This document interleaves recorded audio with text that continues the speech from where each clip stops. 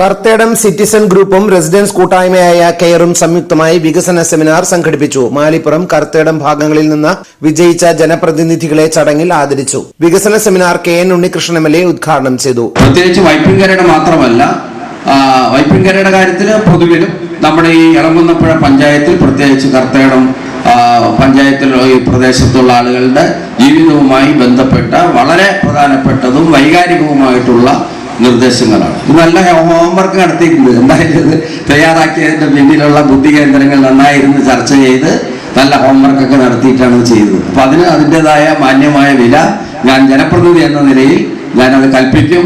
അതിനു വേണ്ടിയിട്ട് അവസാനം വരെ നിങ്ങളുടെ കൂടെ ഉണ്ടാകുമെന്ന് ഞാൻ പ്രത്യേകമായി ഓർമ്മിപ്പിക്കും. അതിലൊന്ന് വൈപ്പിൻകരയുടെ ഇത് നമ്മൾ കാണേണ്ട ഒരു കാര്യം, നമുക്ക് ഒരുപാട് പരിമിതികൾ നമ്മുടെ ഈ ദ്വീപിനുണ്ട്. 600ഓളം വരുന്ന കൊച്ചു കൊച്ചു ദ്വീപുകളടങ്ങുന്ന ഈ ദ്വീപ സമൂഹത്തിനകത്ത് വൻകിടമായ ഒരു വികസന പദ്ധതികൾക്കുള്ള ഒരുപാട് പരിമിതികളുള്ള നാടാണ്. അപ്പൊ ഈ പരിമിതികൾക്കകത്ത് നിന്നുകൊണ്ട് വേണം എല്ലാ കാര്യങ്ങളും ചെയ്യാൻ. 25 കിലോമീറ്റർ റോഡിന് നീളവും 3.5 കിലോമീറ്റർ മാത്രം വീതിയുള്ള ഈ കരയിൽ എന്ത് ചെയ്യാനാണ് നമ്മൾ? എന്ത് ചെയ്യും? അപ്പൊ ഇതിനകത്ത് നിന്ന് ചെയ്യാൻ കഴിയുന്ന എല്ലാ കാര്യങ്ങളും മാക്സിമം നമുക്ക് ചെയ്യാന്നുള്ളതാണ് നമ്മുടെ മുമ്പിൽ ഉള്ളത്. ഇളങ്കുന്നപ്പുഴ ഗ്രാമപഞ്ചായത്ത് പ്രസിഡന്റ് ബെന്നി ബെർണാഡ് മുഖ്യപ്രഭാഷണം നടത്തി.